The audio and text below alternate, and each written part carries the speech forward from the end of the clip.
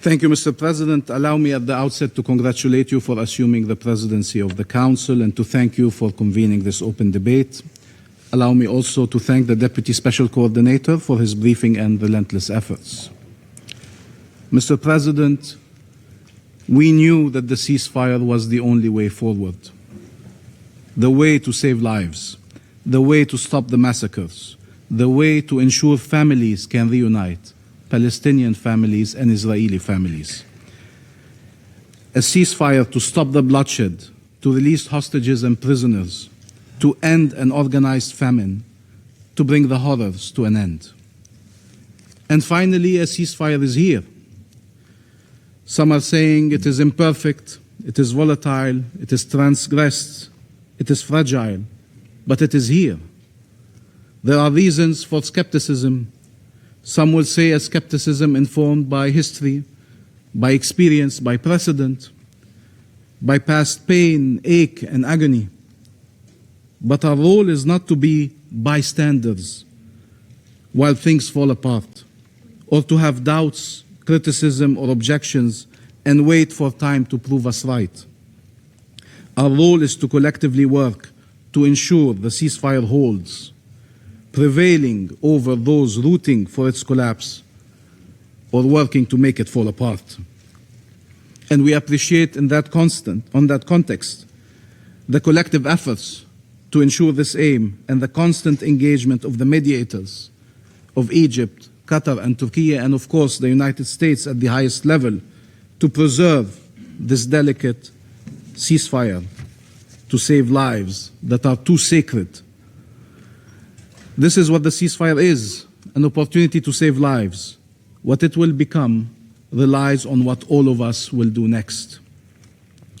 Mr. President, we do not forget those who awaited this day, but did not survive to witness it. Nor do we forget the survivors who welcome it scarred and starved and in mourning. We do not forget the journalists who did not live long enough to announce the ceasefire. We do not forget the doctors and the humanitarians killed for trying to save lives.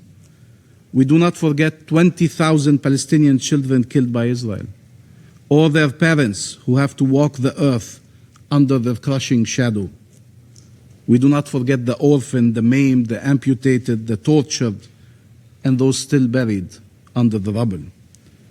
We do not forget Hind or Dunya, Reem and Khalid, Anas and Yusuf and Jubran and Eve and Salam and Siwar and Selena, Mahmoud, Adam, and many, many others.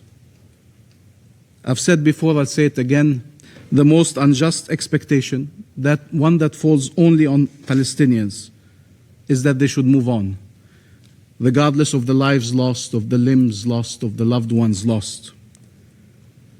To have entire families obliterated and move on, to lose everything, everything you love, everything you built, everything you are, and be expected to just move on. But vengeance and hatred lead nowhere. Violence is an impasse. More bloodshed cannot be the answer. Justice and peace are the only way forward.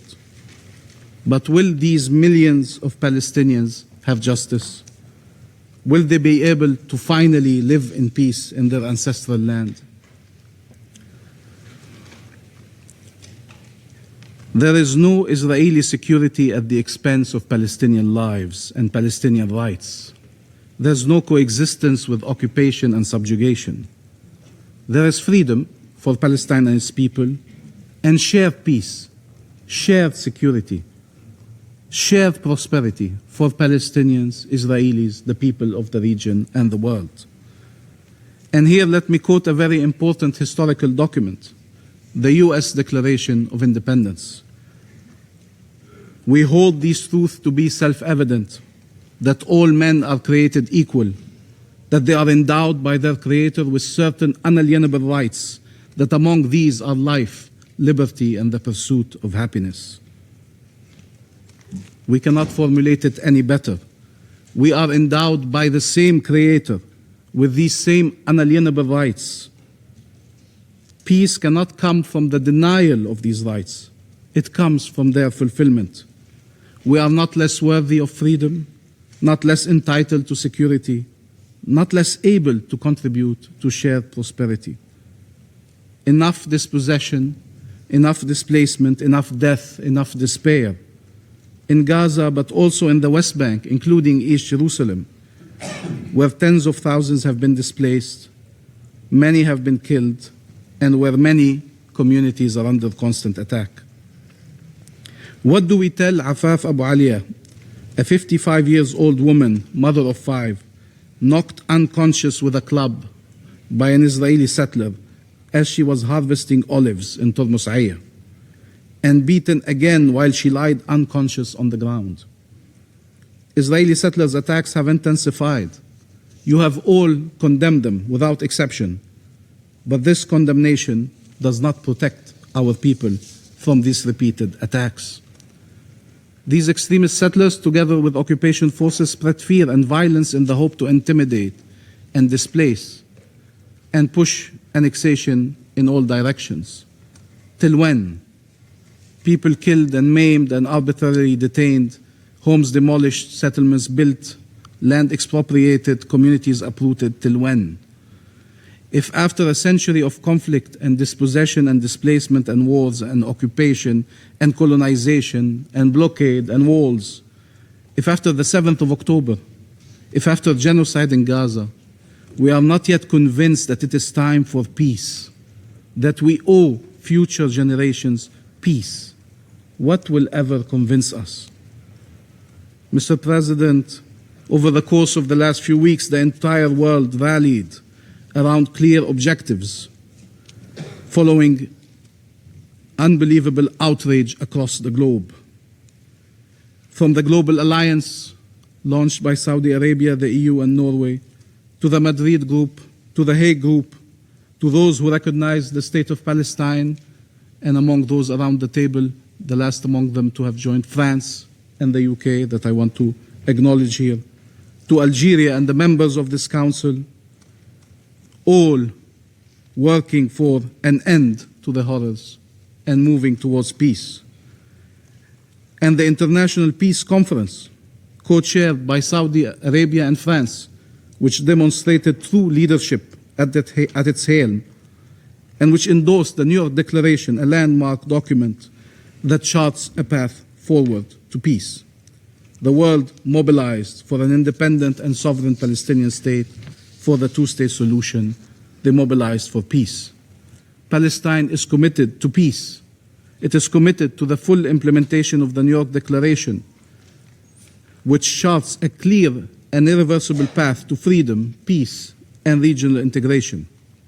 It will do its part, and it continues to commit to you here, once again, we will uphold our obligations. We are implementing our commitments, and we expect others to do their part and to uphold their obligations.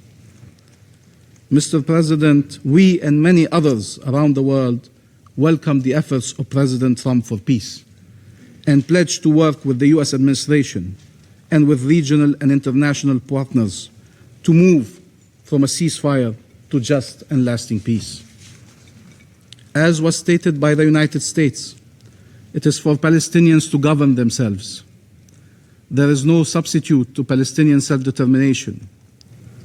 There is a critical role for regional and international actors and mechanisms in support of Palestinian governance and independent statehood, and not as a substitute to them. We need to work together to ensure success. The task is monumental, but it is worth it. It requires collective and coordinated efforts. There were efforts and plans before, but maybe there was never before such momentum for peace, stemming from horrors the region witnessed the last 2 years. Just peace will change the face of the region and the fate of its peoples. The independence of the State of Palestine and the implementation of the two-state solution will pave the way for regional integration, a prospect many thought and still think impossible, but that is within grasp if we collectively decide to rid the region of wars and occupation and finally choose shared peace, shared security, and shared prosperity. It is time to end this conflict once and for all, so people never experience such pain and loss again, and all peoples can live in peace and security. These last few days, Mr. President, we saw families reunite, finally. Some with their loved ones still alive, able finally to embrace them, and some whose bodies were returned to be buried and to be mourned. There are still families waiting for their loved ones. We keep them in our minds. As the world tracked the release of 20 Israeli hostages, as it should, thousands of Palestinian prisoners were being released with undeniable evidence of the ill and degrading treatment they were subjected to. As the world followed the search for the bodies of 28 Israeli hostages, it must not forget that under the same rubble you have the bodies of thousands upon thousands of bodies of Palestinians. This should be a moment to remind us all of our shared humanity, of the suffering future generation can and must be spared. This should not happen any longer. Regardless what camp you belong to, what cause you defend, what right you proclaim, no one should ever justify harming civilians, abducting them, torturing them, killing them.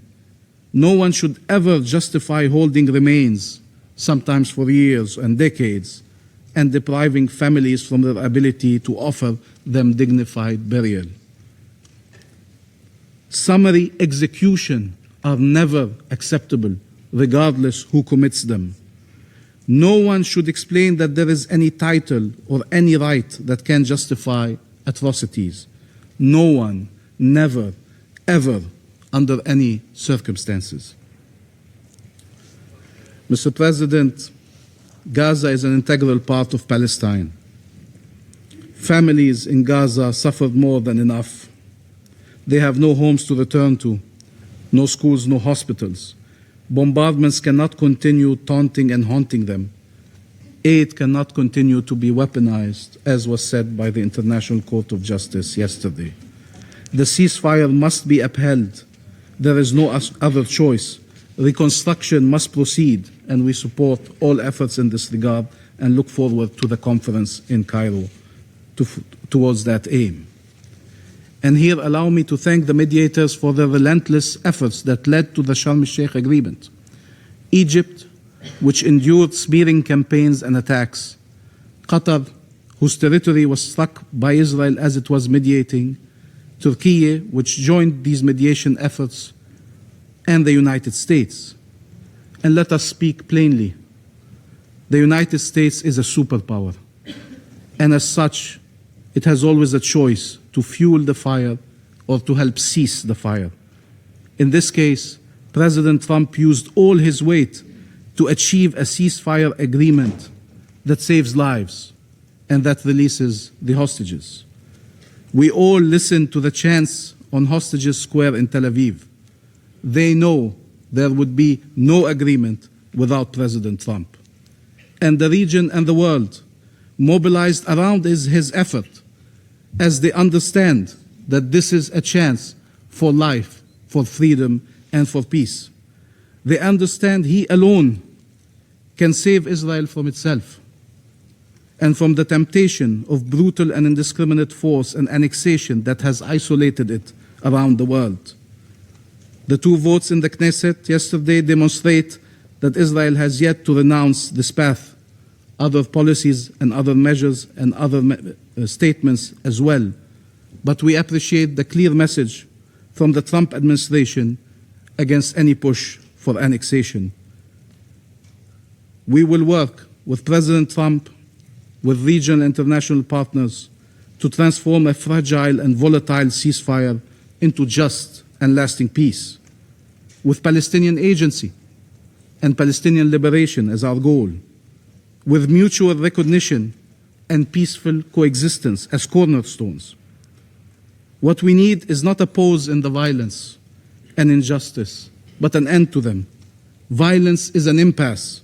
It must not be fueled nor tolerated. It must be stopped. And we will not relent in our rejection of violence against all civilians. Likewise, injustice must never be justified or shielded. It must be brought to an end. Palestine is committed to peace.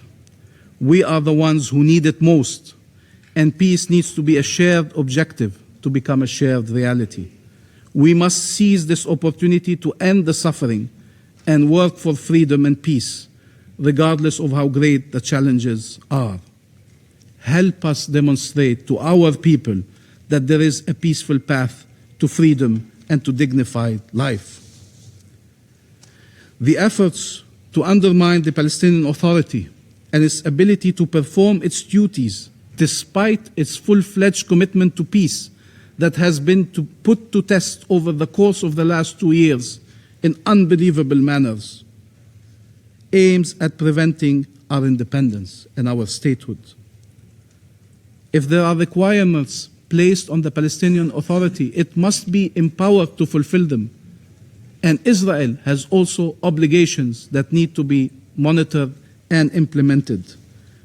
We will not shy away from our obligations and from our commitments. We owe to our people to fulfill them, leading them to a path of liberation and peace. A new generation can wake up to a very different region where no one is killed, no one is abducted, no one is tortured, where cooperation and coexistence replace occupation and conflict, where shared security replaces perpetual war, where shared prosperity replaces pillage and devastation. Isn't that worth striving for? We owe it to those who were killed. We owe it to those who survived. We owe it to future generations. It is time for peace. Thank you, Mr. President. First, I would like to thank Deputy Special Coordinator for his briefing. Mr. President, today we gather at a historic moment for our region. Israel has achieved what many thought impossible.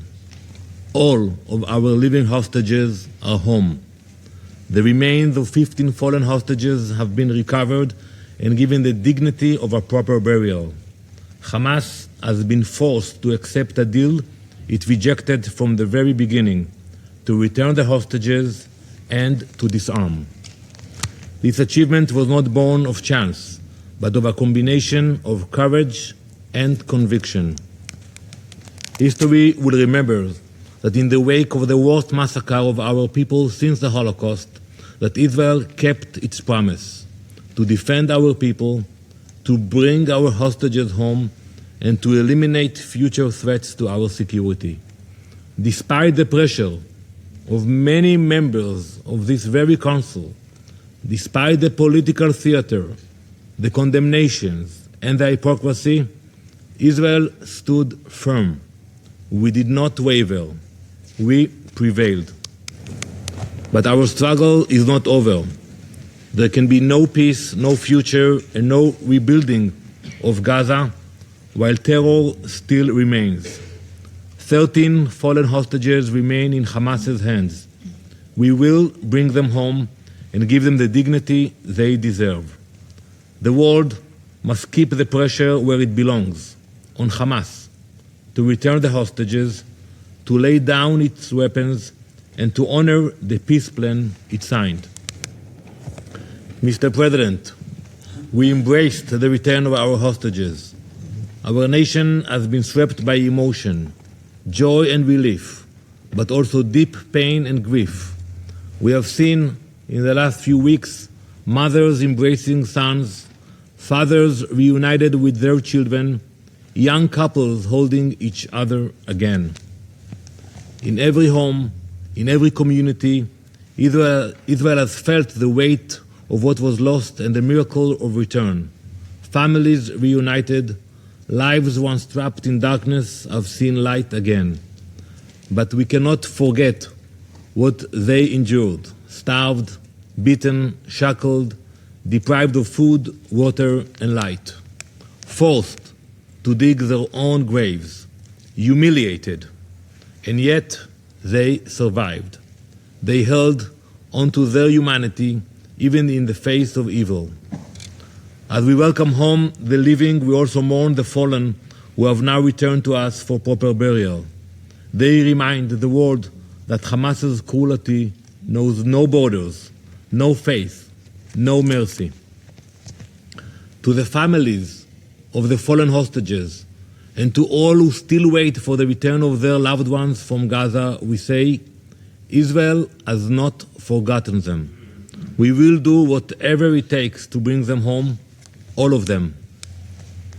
Mr. President, make no mistake, Hamas has already violated the ceasefire. They promised to return the bodies of our fallen within 72 hours.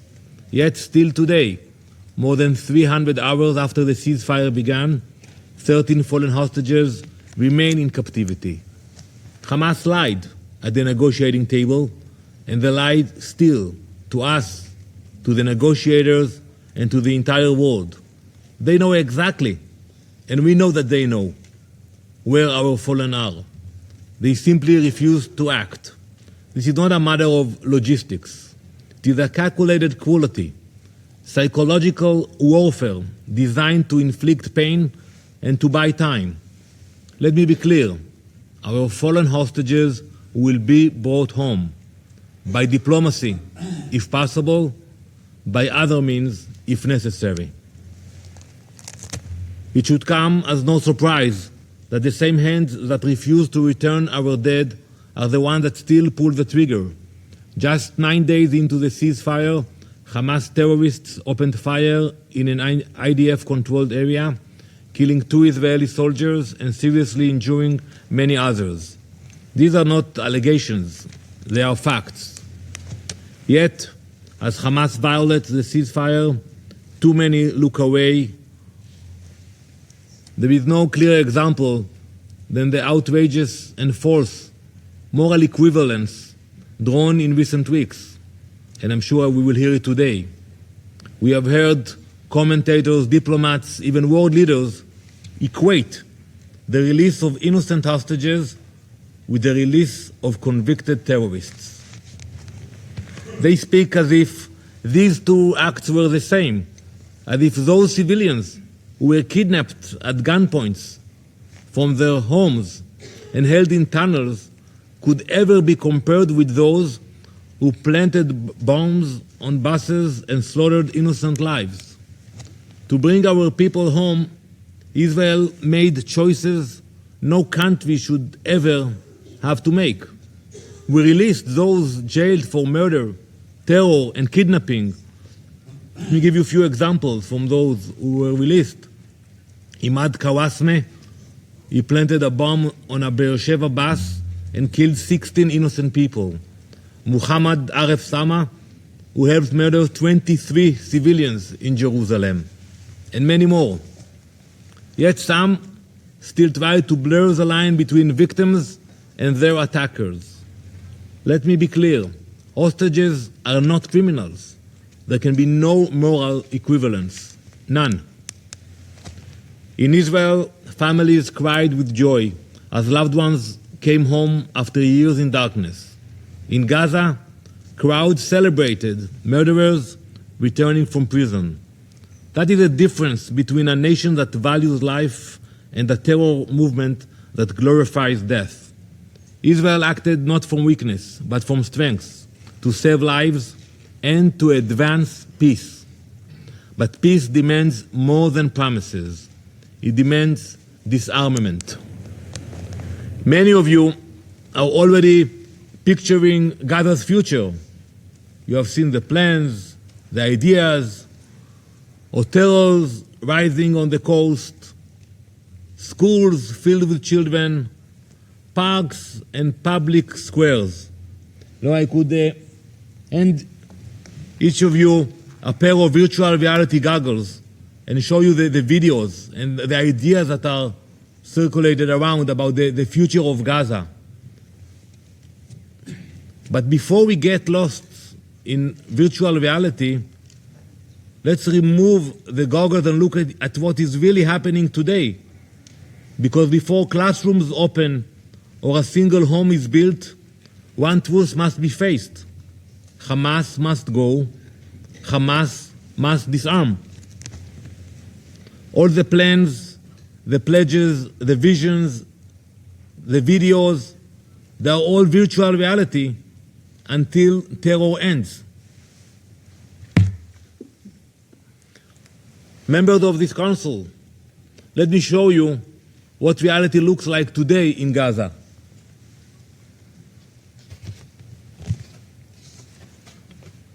This image was taken in the Sabra neighborhood in Gaza City on the 15th of October, just after the ceasefire began. Hamas gunmen emerged from their tunnels, clean uniforms, full stomachs, armed and organized. Almost immediately, they turned their guns on their own people. They attacked men, women, and children, hunted rivals, and carried out public executions. No evidence, no trial, just terror. And from the UN, silence. No condemnation, no accountability, no emergency session. That silence is dangerous. It emboldens Hamas. They walk the same path as ISIS, with the same brutality and the same contempt for human life. How can there be a future for Gaza while its people still live under fear?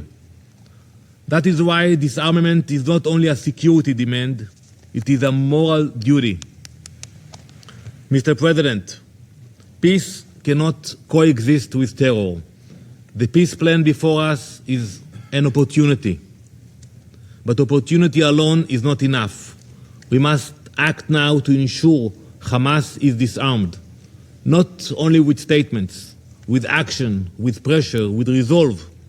Hamas still sits on a deadly stockpile: assault and sniper rifles, RPGs, rocket launchers, anti-tank missiles like the Cornet. Beneath Gaza, their factories hum, their tunnels run deep. Disarmament means more than words. It means those weapons surrendered, the tunnels sealed, the factories shut down. It means dismantling Hamas's entire war machine, every command post, every weapons line, every tunnel. True disarmament strips Hamas of power itself, its ability to plan, to arm, to strike. Members of this council, blueprints and promises of reconstruction will not stop bullets. Only real disarmament will. Now is the moment to turn words into pressure and hopefully pressure into peace. Last week, the Jewish people celebrated Simchat Torah, a holiday that marks the conclusion of the annual reading cycle of our Bible, the Torah, and the beginning of a new cycle. Every year we read the same chapters. As we open the first chapter, Bereshit, the book of Genesis, we return to the moment creation began, and I quote, "And God saw the light, that it was good, and God divided the light from the darkness." Before creation came order. Before life began, chaos had to hand. God separated light from darkness, bringing clarity, structure, and peace. So it must be now. Before Gaza can be rebuilt, terror must be removed. Before peace can begin, Hamas must lay down its weapons. Israel is ready to do its part and move forward. But peace cannot live alongside terror. Every day, Hamas refuses to disarm. They drag Gaza deeper into darkness. The time for excuses is over. Hamas must disarm now, fully and completely, so that light, not darkness, shape our future. Thank you, Mr. President.